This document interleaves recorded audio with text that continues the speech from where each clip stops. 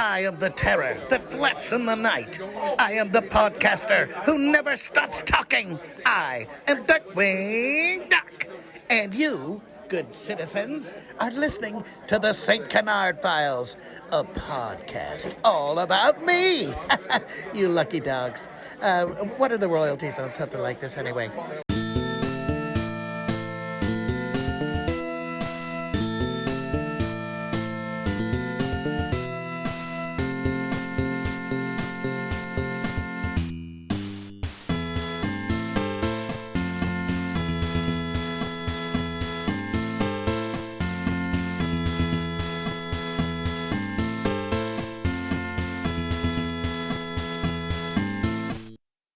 Welcome to the St Canard Files, a Darkwing Duck podcast where we never throw the same thing twice.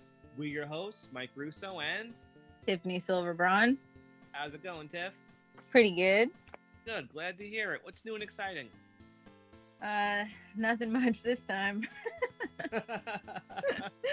Boring. Boring. I don't think you live a boring life. No, not really. No, yeah, me neither. Things have been good though. Well, as we're recording this, tomorrow is the first day of April. Woo! April Fools. April Fools, yes. I got fooled a day early by something that came out of Australia, which is a day ahead of us. That they said that the Simpson episode Stark Raving Dad, which is not on Disney Plus, was finally added, and I believed it. And I was like, yay, finally! And then I realized what day today is in certain parts of the world.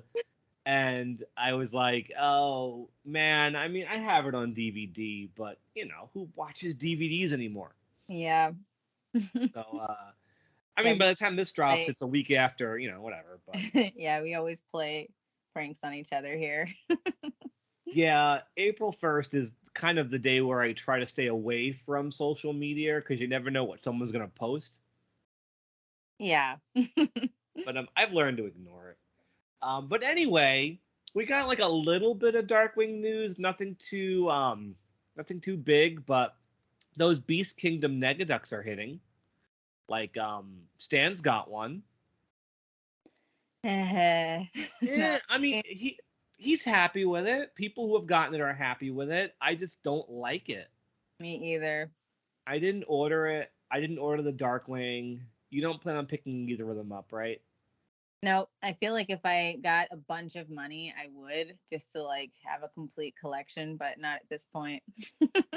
I'm perfectly happy with the two Q figures, and if Diamond Select is doing a Darkwing and it turns out really good, I'm satisfied. I don't really need these $80 figures that I don't even like. I can't. Yeah. Be more power to those who are buying them and enjoying them. That's cool. It's just not for me. Yep. But I guess that's our Beast Kingdom discussion. If we're never going to own it, there's not much we can say. Yeah. You know. But a little bit more significantly, just a few days ago, as of this recording, Ted Stones was on a podcast called the What's in My Head podcast, where, of course, like he does, he talked a bit about Darkwing Duck, and he went on to tell them that he is a creative consultant on the new Darkwing reboot, which, you know, that makes it pretty clear this is actually happening. Yeah. So for people who are like, this isn't happening, we haven't gotten any confirmation. Well, Tad Stones is saying he's a consultant on it. Which is good. Yeah, which is good. It's relieving. It's relieving that it's happening. It also means that it should be decent. But let's be clear here. Tad Stones isn't so attached to his own creation that he would have a problem if they changed things. So I don't necessarily have a problem if they change things. A lot of people are going to have a problem if they change things, though. Yeah, I mean, it's never, ever, ever gonna be the original show. So people want it to be the original show. People want it to be a continuation of DuckTales 2017. People want old school animation. People want all the voice actors back. People want it on cable, not Disney Plus. I'm sorry, I don't think any of those things are going to happen. Maybe the voice actors. I guess I would say the only thing that I could think of that would really disappoint me is if it was 3D CG animation. Well, on a TV or even Disney Plus budget, they couldn't pull that off.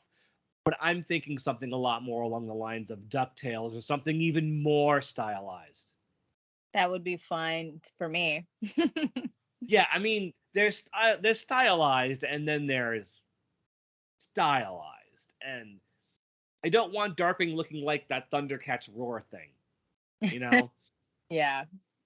Or they're doing a new Looney Tunes direct-to-video movie with Tweety where it's like they completely adopted like a Adventure Time aesthetic to it, and it just looks really bad.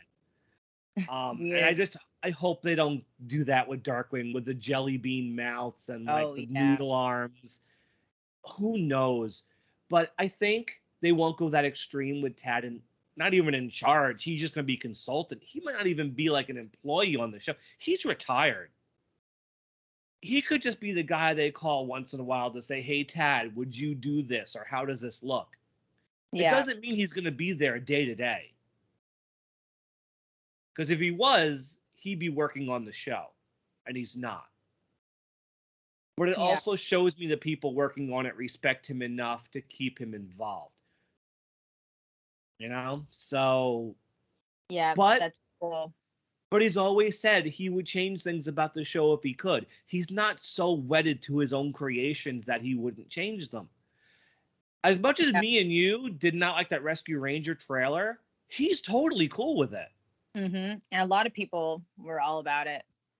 So he likes that. He has gone on record as saying if he had to do over, he would change the Darkwing theme song. What? So he's not so... See, there's a big difference between, I think, Tad Stones, who created Darkwing and is passionate about it, but sees room for change. And I think someone like Tom Ruegger, who's very, very passionate about his version of Animaniacs, and like many people, cannot deal with the reboot and is very insulted by it. So they very different points of view here.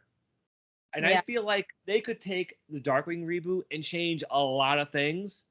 And I think Tad, who's very level-headed and whatever, it's his creation, where I can see him being cool with it. Whereas all the fans would be going, "This is awful. This is not what I wanted. This is ugly. Why isn't it like the original show?" I'm saying right now, guys who are listening to this, prepare yourselves. We don't know what this is going to be. But it's not going to be the original show. And it's not going to be DuckTales 2017. It's going to be something else. I mean, there are times when people magically did bring things back perfectly. And I think that's giving people hope. But that like, rarely. How often does it happen? Yeah, it was like Rocko's Modern Life was pretty seamless. It felt... And I think the Hey Arnold movie they did too around the same time. Yep, and Invader Zim. Nickelodeon, well, they didn't really handle all that stuff pretty good.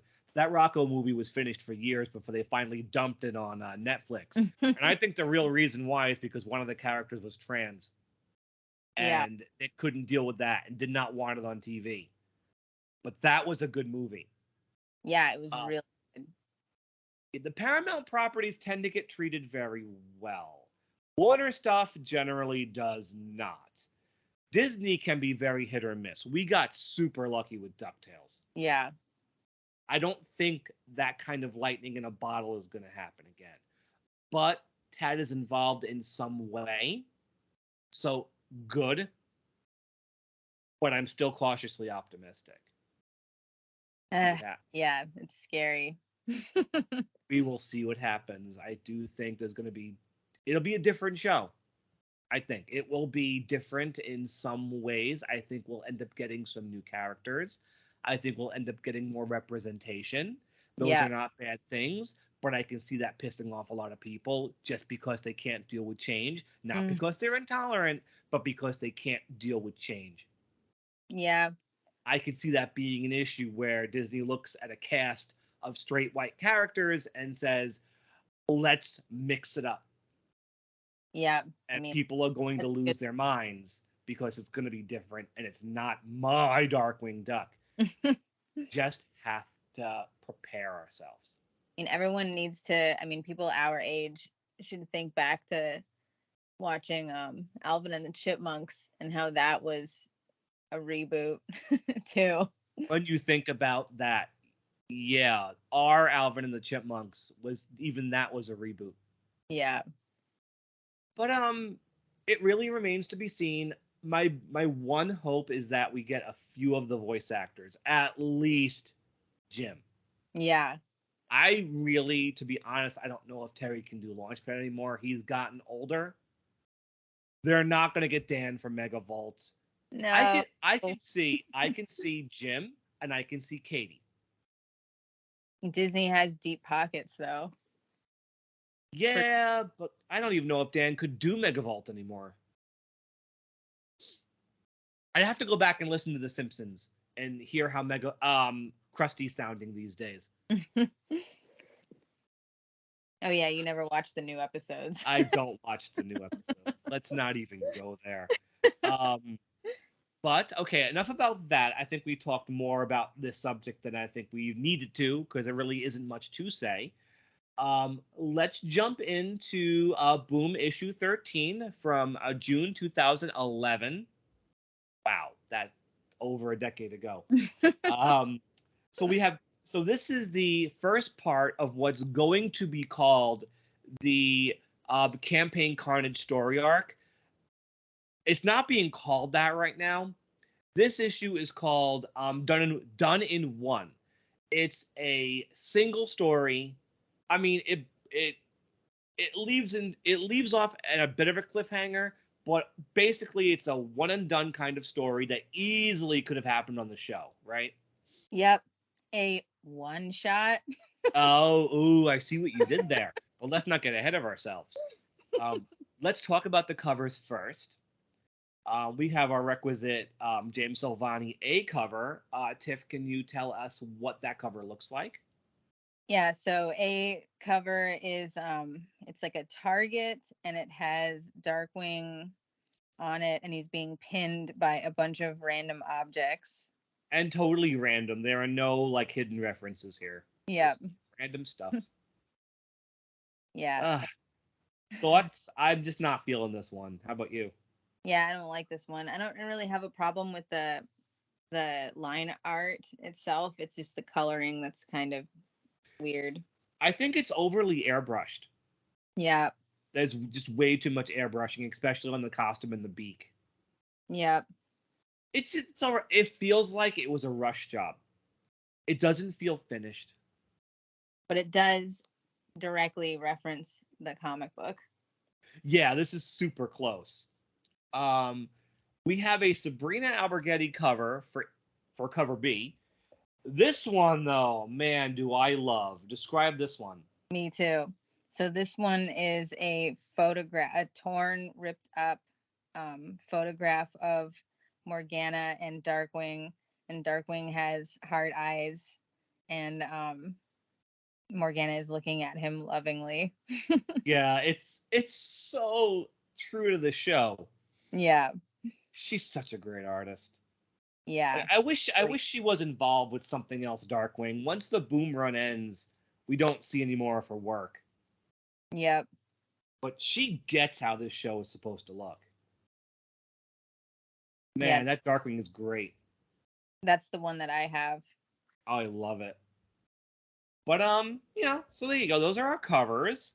And so let's start talking about the story. I'm going to let you start. How do we start Done in One? Okay, so we see a psychic shack in the middle of the city. Madame Kira's. Yeah, and it says, and so it begins. And you see Right off the bat. You see some references in the background. You see Thomas O'Malley with a fishbone in his mouth, and there's a light post or telephone pole with a "Have you seen me" poster with Brer Rabbit on it. Do you think this is a reference to the fact that even then, Song of the South was notorious for being banned? Definitely. But what's even funnier now, it won't be long before this guy has been erased completely when they finally revamp Splash Mountain. Yep. So it's gonna be a double joke.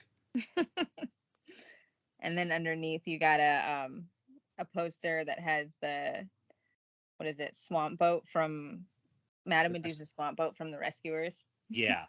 So what's happening inside Madame Kira's House of Psychic Readings? So she's got a hold of Eek, Squeak, and Archie, and she's trying to use Morgana's familiars to find out where Morgana is and what's happened to her.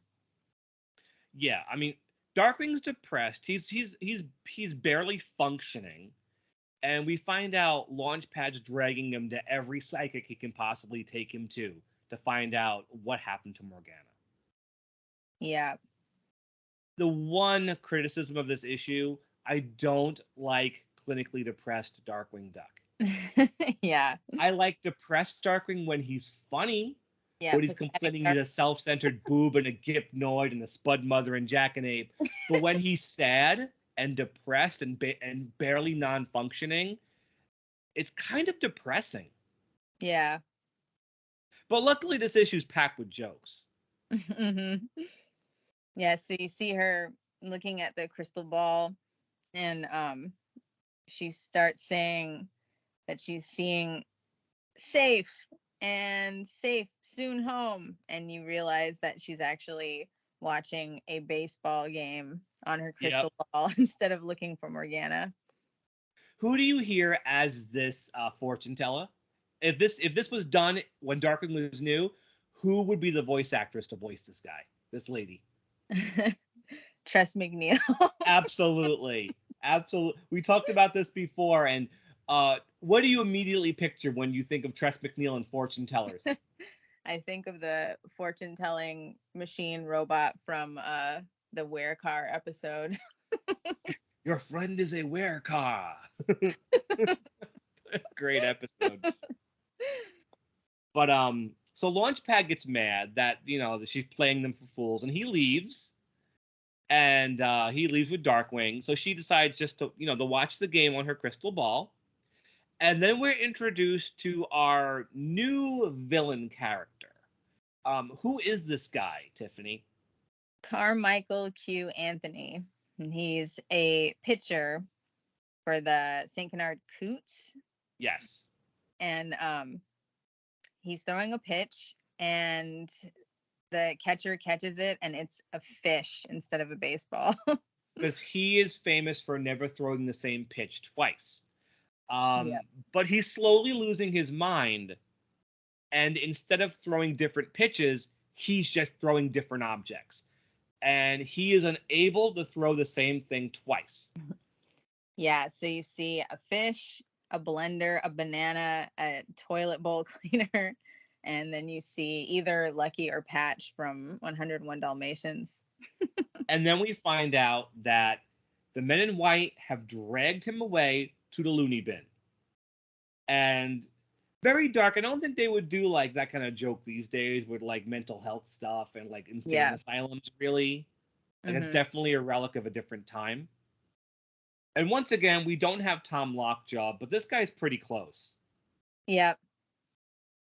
And so what happens next?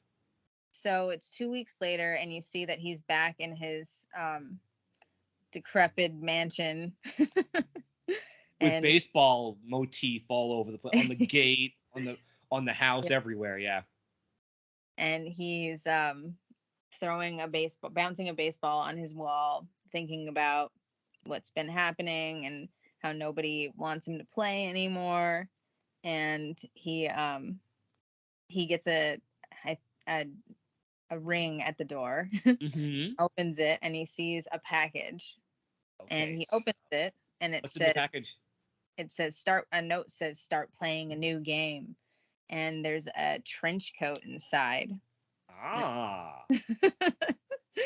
He reaches into the mysterious trench coat and pulls out a telephone and realizes that he can pull out anything from this trench coat, random stuff.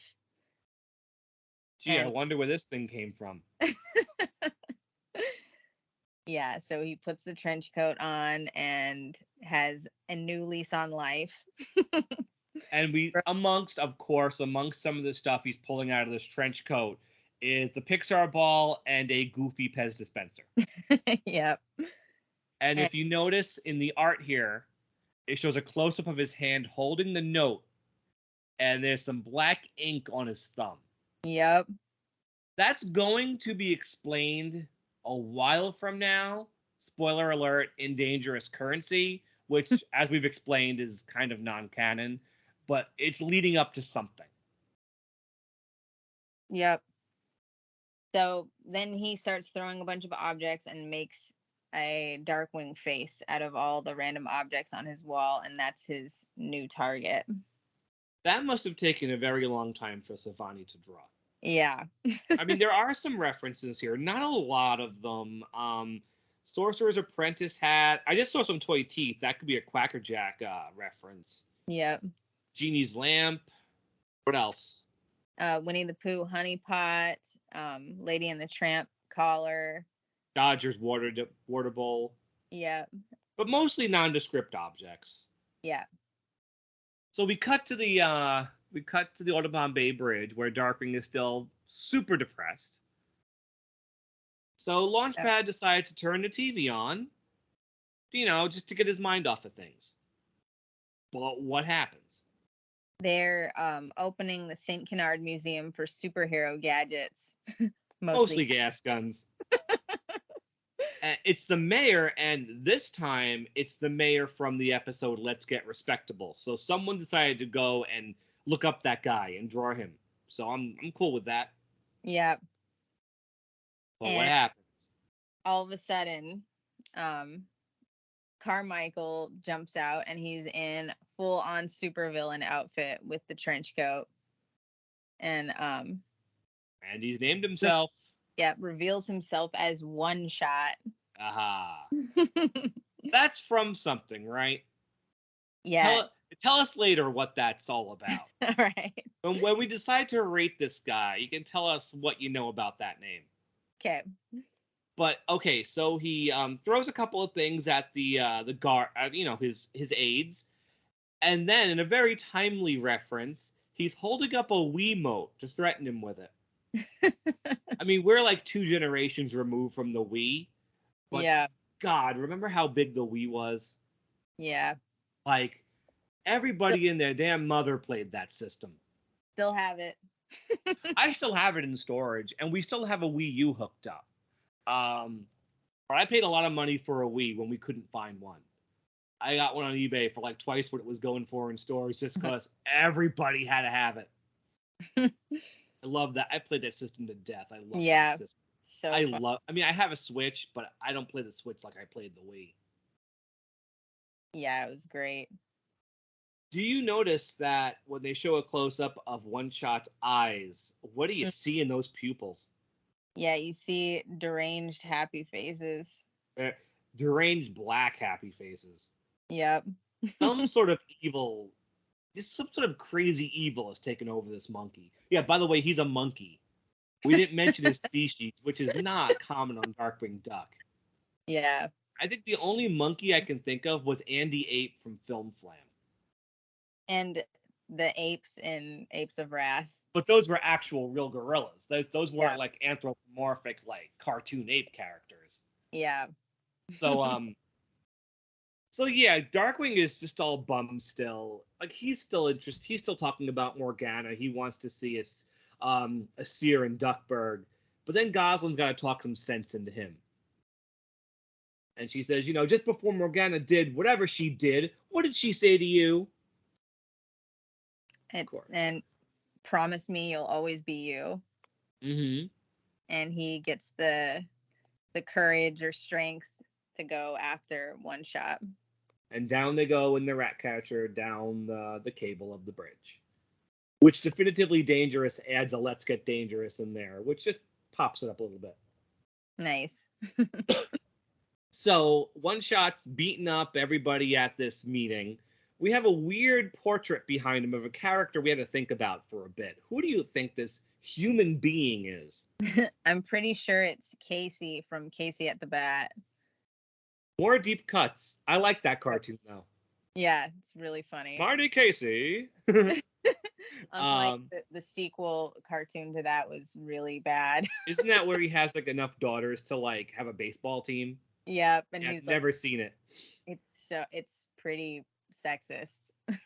Everything was sexist back then. It's like extreme though. That's why you never see it. He's like he gets super depressed that he like had daughters in the first place and is like crying and having a crisis that he had daughters. And I was just thinking like, I'm glad I didn't see this when I was a kid. That reminds me of all those Tex Avery cartoons where like every single joke about like the TV and like the world of tomorrow, every joke is against the mother-in-law. Yeah. So Darkwing shows up.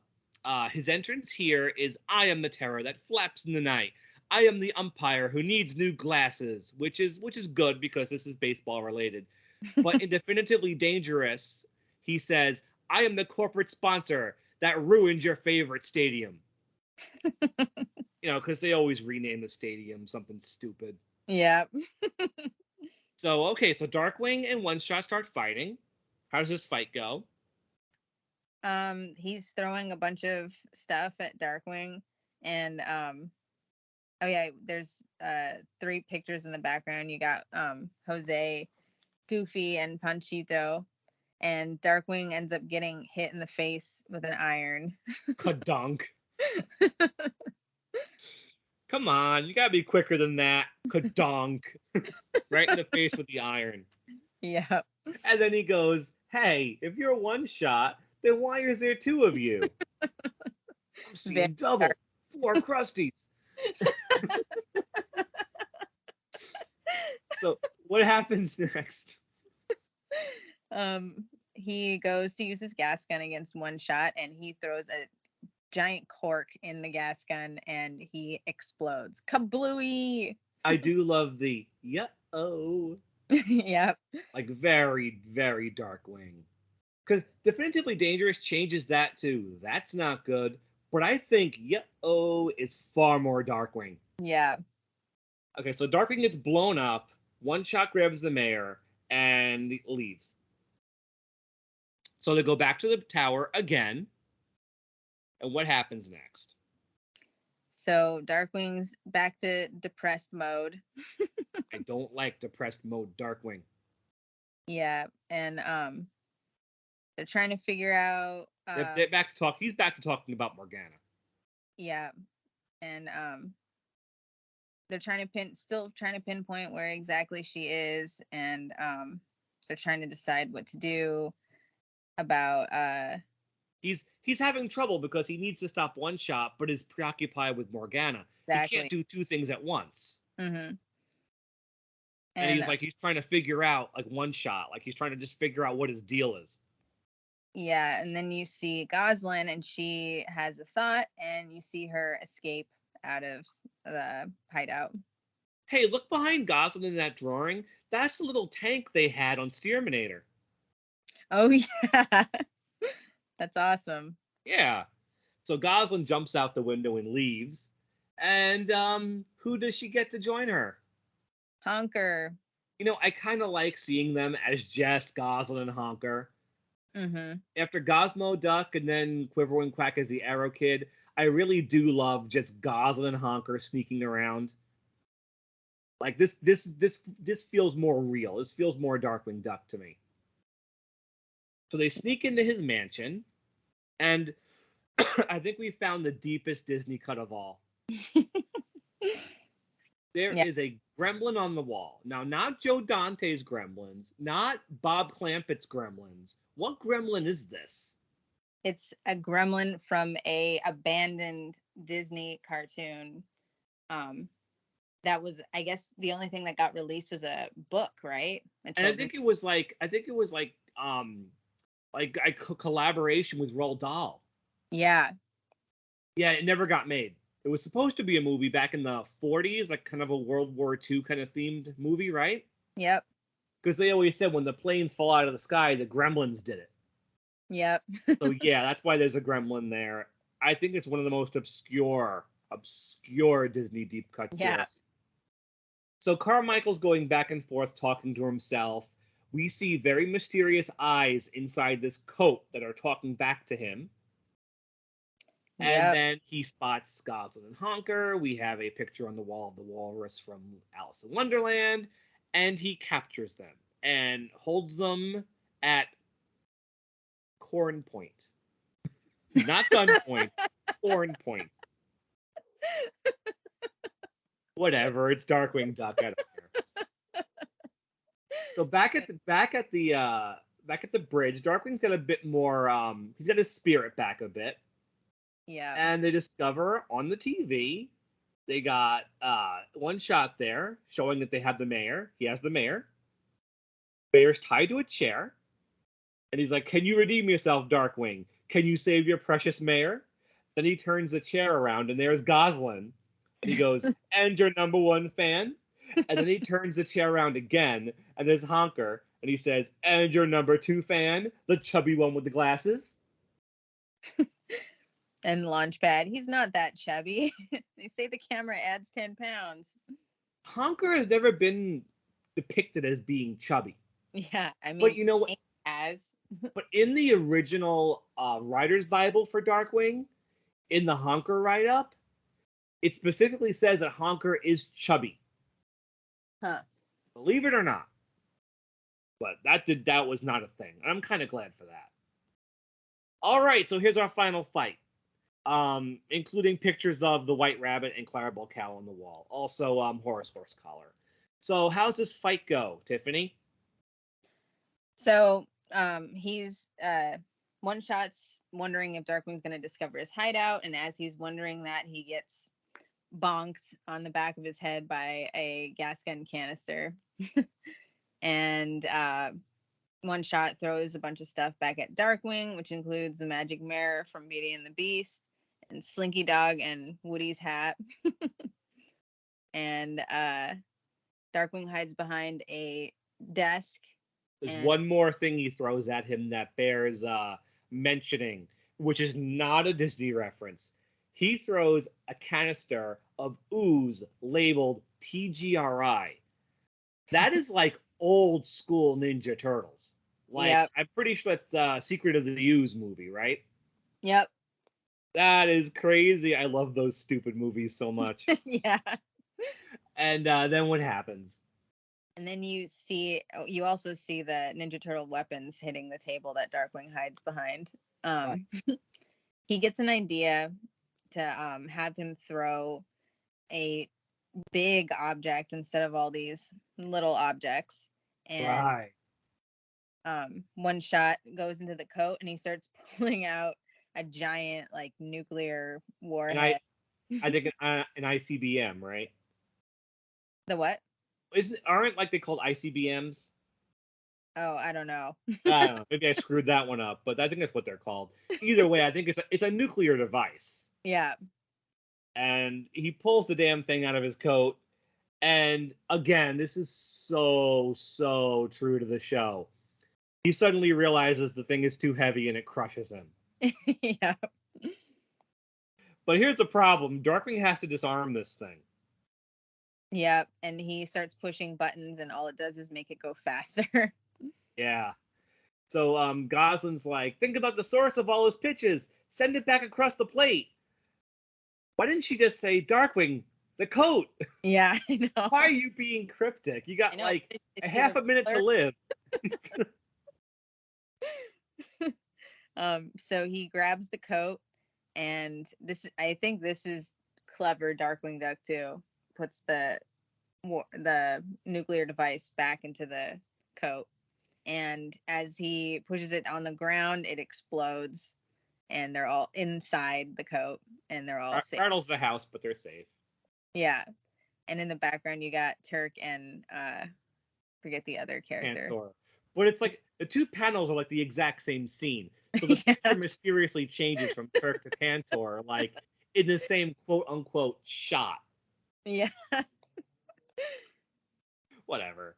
So we're back to the hideout again, where we're wrapping up the story about Carmichael Q. Anthony, and Darkwing's going through the coat, looking in it, and the mayor is on TV, deciding to retire. The job is too dangerous. He just can't do it.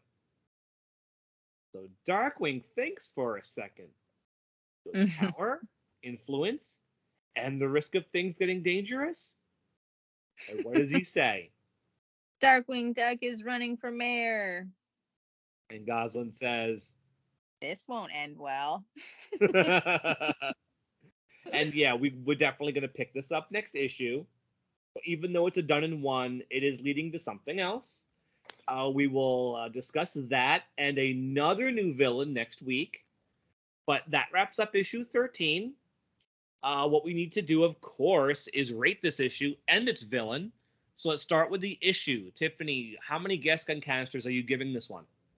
I'm going to give it a 4. All right. Why? I actually really like it. It's very true to the show. And yeah, it's got a lot of like cartoon action in it. And yeah, it just feels very much so like the show. It makes me really wish they had not done all these story arcs and just did more like this. Yeah. I think single issue stories are where Brill should have been writing. I think his writing is stronger when he's doing this.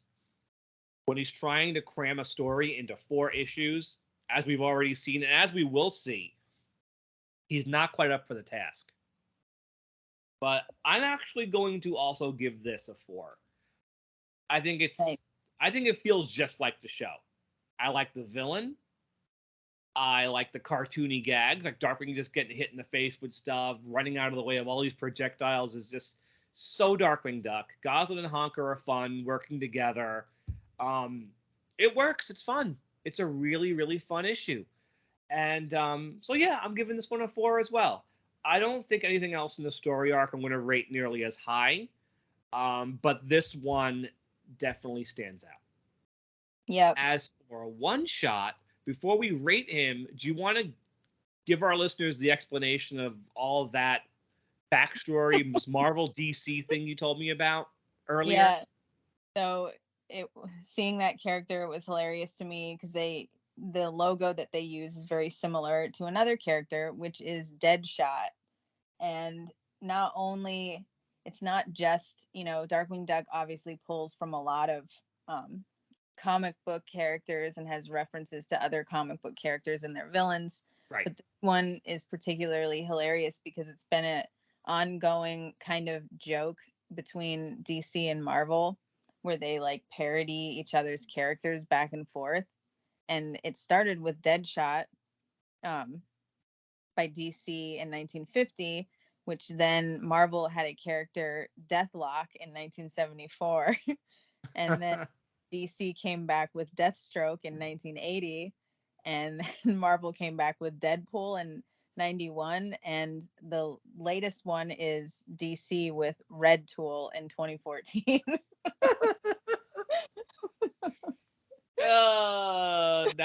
It's just the craziest game of one-upmanship, isn't it? Yeah. But regarding One Shot, what would you rate him? I think I'd give him a 3.5. Okay. I think he's a good Darkwing Duck villain. I just don't he's not particularly interesting to me. I guess, I don't know, he kind of falls in the same place to me as like Tuskernini, where it's like, I love the concept of Tuskernini. I just don't really like him that much. I actually feel like he's more along the lines of Ammonia Pine, where he literally has one gimmick, and that's it. Oh, yeah. At least with movies, you can do things with Tuskernini. Yeah. But I feel like Ammonia Pine is just cleaning puns, and she should have just been a one-episode villain. One shot would have worked in a single episode, and they would have exhausted everything in that one episode. Yeah, you're But right. it would have been good. But it would have been good. Tuscarnini is a little bit better. A little bit better. Just a little bit. I'm going to give him the same score. He's a fun design because it's nice they're branching out with the species, but a monkey still works for Darkwing Duck. It isn't too out there. The outfit is fine. I just love the idea of never throwing the same thing twice. I feel like the coat has too much backstory hanging over it a little bit. I think it'd be funnier if it was just a magic coat. Yeah. But this is more, we're going to see more of this as we go. Like, there's more to this coat. And and there's more to his obsession with dark. There's a reason why he's become obsessed. But I think it would have just been funnier if he was just nuts and he had a magic coat. But yeah, it's fine. For the story, it's fine. I think he's a fun villain. But what I do want to ask you, again, say this was a story in an episode made in 1990, 91, 92. Who can you hear in your head voicing this nut job? I have a very specific voice that I'm hearing, and I can't remember the voice actor's name. I go in with crazy characters like this in Darkwing Duck. It's hard to get Dan and Michael Bell out of my head because they're like the requisite crazy Darkwing Duck characters. So I've spent time trying to hear somebody else because it wouldn't have been either of them. The one I hit on, really, really strange. The one I hit on was Stuart Pankin. Now, we've talked about him somewhat recently. He was Dr. Denton from Extinct Possibility. He was also Earl Sinclair from Dinosaurs. Jolly, chunky characters who are very upbeat. But, and I apologize to Will if he ever listens to this, he was a villain in a Bonkers episode where he was Pop's Clock, the master of Toontime. He popped his mainspring, and he was crazy. Like, Stuart Pankin did this crazy, but like still kind of jovial voice that really worked. And once I heard that in my head, it worked for one shot. Can you hear that voice in your head? This character, you can. Definitely. Right? It isn't a voice I could copy. I can't imitate it because it's a very distinctive voice. But it works. It totally works. I can hear it. Because I don't want it to be Michael Bell or Dan Castellaneta. And I think, and Stuart Pankin was a very common Darkwing Duck voice, not Darkwing, like a Disney voice actor. He popped up in everything. Bonkers, Aladdin, Darkwing, other shows. So I could have totally seen it. The only other voice, but it would have been a stretch, would have been Gilbert Gottfried. Yeah, that'd be awesome. It would have been hard to listen to after a while, but well, that's why he's a one shot. Exactly. It could have been Gilbert Gottfried. I think Pankin works better though. So that wraps up issue 13. But like last week, we're going to do a quick little Mike and Tiffany's mini review. And this week, I have no idea what old Darkwing Duck episode Tiffany's going to talk about tonight. So, what episode do you want to discuss?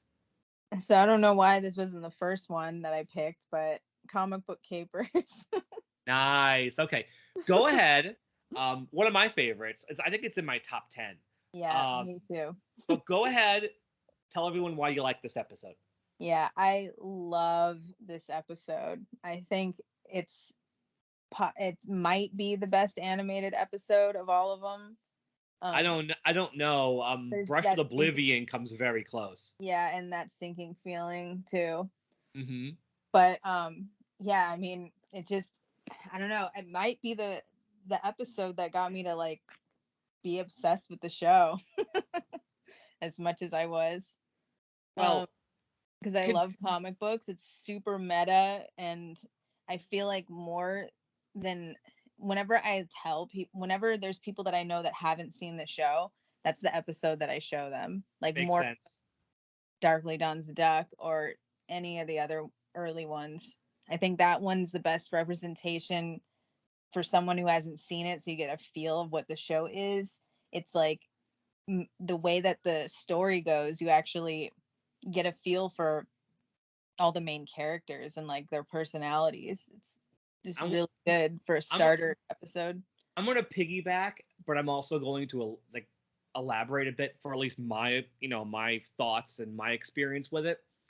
Obviously, I was watching Darkwing Duck from day one, or at least day Me one too. from the fall. Now, I didn't watch the Disney Channel previews. I didn't have cable, but I had watched it from that sinking feeling. But that first week of shows, we talked about this last week. The episodes are generic enough. We got our shrinking episode, our vampire episode, blah blah blah. Mm-hmm. They're all good. But then we get a taste of Megavolt that Monday when Duck Blind shows up. But then this thing airs, where Yeah. it's the characters going into comic books and westerns and this and that and giant slugs and doing things no other Disney show had ever done up until that point. Yeah.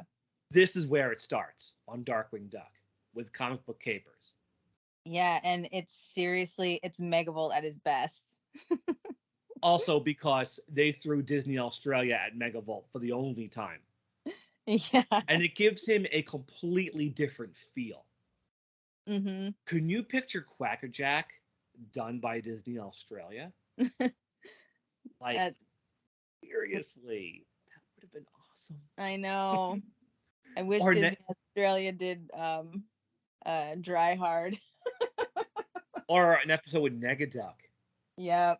I don't know why, like, all, like, secondary characters and, like, a couple of Steelbeaks, I don't know why all of that went to Australia. Like, they kept the supervillains away from Australia.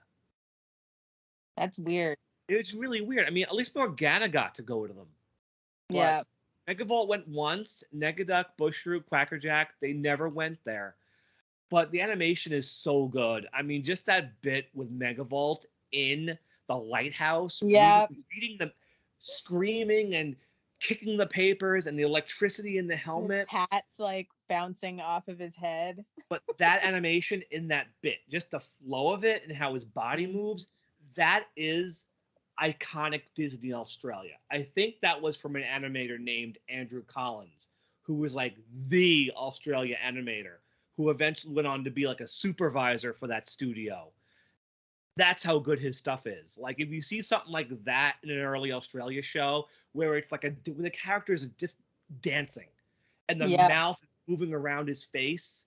Like, if you see Pete and he's a mountain, that's Andrew Collins. And he got 2 Megavolt sequences in this episode. Yeah. Also, he did the other one when he's like, they call me mad, they call me insane. That's him too. When he throws his hands out and they're like angled toward the screen. They were right. They were right. And that's Australia in its infancy. They're only going to get better. And that's part of why I love this one too. It's so gritty. It works so well. I know. I think the animation rivals like the best of the DuckTales episodes. Oh, absolutely. I mean, while TMS was great, Darkwing with TMS, that wouldn't have worked. Yeah. Darkwing Australia, though, yeah, that works. What else? Anything else about the episode, Tiffany? Because I want you to do a bit more talking. I don't want to hog the conversation. Unless I already have. No, but go ahead. What else?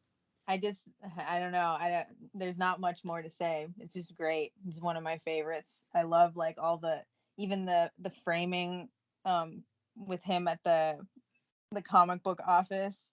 It's just so like, I don't know, the perfect episode to explain like who Darkwing Duck is and what the show is. And the Binky scene. This is like, it's one of this is a scene that like Will got very hung up on. He really loved it. Just Binky coming in and just the attitude on her hands as she's talking to Drake. Oh yeah. But then she sits down at the typewriter and she has this stupid smile. She's looking at the page. That fade. And the drops. Yeah. And the frown on her face. It's like she saw a murder. Yeah, it's the so drawing. good. Sun Wu couldn't have done that. Disney Japan couldn't have done that. Just a little smile going into a frown. Yeah. That she's horrified. Yeah, is just great. Her hands, like Binky's definitely never looked better. She's got these spider hands as she's talking. Yeah. Like she's great. And she never looked better. Yeah, it's all great stuff. Darkwing drinking the jalapeno juice. And Yeah. he's crying black tears. Oh, And it's so good. The whole city, like St Canard scenes, look really good, and I love the like weird coloring of comic book version Darkwing Duck. Well, isn't that to represent the fact that old comics only had a few colors to choose from, and it was never really accurate? Yep. Like how the nephews always had black outfits, and so did Donald. Yeah. And I just love how, is this one of the first Disney shows to actually say the name Disney? Like, yeah, it was episodes like this that influenced Sabrina Alberghetti. You could see it in her drawings. But and if you guys want a longer discussion on this, almost 3 years ago at this point, 2.5 years ago, me and Will, I think it was our Halloween episode of 2019 before the world went to crap. We're doing okay though. We're doing okay. We're trying. But it was so innocent. It was so innocent. Yeah, that was our Halloween episode, I think. So if you guys want to go back to October 2019, we discussed this one at length. But wonderful episode. I truly, truly love it. Thank you for mentioning it. Yeah. So, okay. So until next week, we are the St. Canard Files, a Darkwing Duck podcast. You can find us on all podcast apps: Stitcher, Spotify, Google, iTunes, Facebook, iHeartRadio, Pandora, as well as Pocket Cast, Radio Public, or just go watch us on YouTube. But if you choose to do that, subscribe. That would be great. And Tiffany, do you have any shout outs, or at least where can people find you? Yeah, I'm on Instagram at Tiffany Silver Braun and at Regurgitating Gertie, and YouTube at Radioactivity and at CarnyTube. Nice. Okay, so there you go. So I guess that's it for tonight. So until next week, everybody, have a wonderful week.